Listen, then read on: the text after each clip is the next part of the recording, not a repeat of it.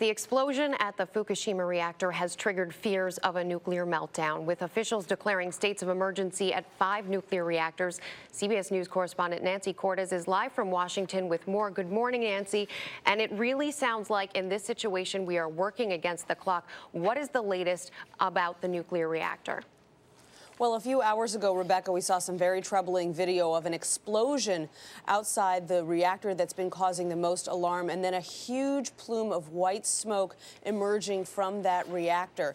Radiation levels at that plant were detected at elevated levels yesterday. They said they were having a lot of trouble getting the cooling system to work. They said they might have to do a controlled release of some radiation steam just to lower the pressure there. And then this morning we see that explosion. Now, nuclear experts say that is not necessarily an indication that there has been a full meltdown at this plant. If the pressure vessel around the nuclear core has held, then that kind of crisis would be averted. But as you can imagine, information from that plant, information from that entire area is very spotty, so we don't exactly know what has occurred. We have been told, however, that there's the possibility that several plant workers there have been injured.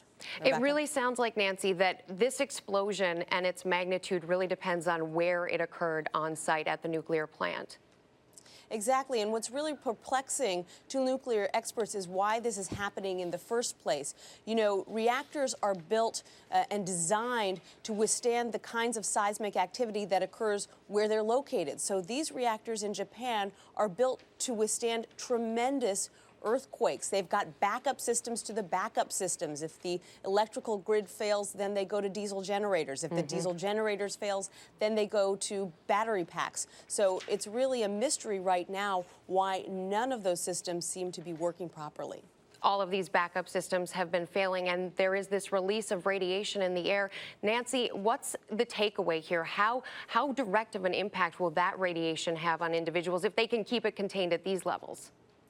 Well, the evacuation zone has been widened twice now around this reactor. First, it was only 2 miles. Then yesterday, they moved it to 6 miles. And now we just heard the prime minister a short time ago say that the evacuation zone has been widened to 20 miles. What plant officials were saying yesterday was that if they had to do a controlled release of radioactive steam, that it would all be headed towards the ocean because that's where the winds were headed, and that it wouldn't be a cause for concern for anyone. But I think in this situation, it's still so early. We still don't know how much radiation, if any, has really gotten out there into the community. It's just too soon to say whether this is a danger or not. Well, Nancy Cortez, we appreciate your reporting on the matter. Have a nice day.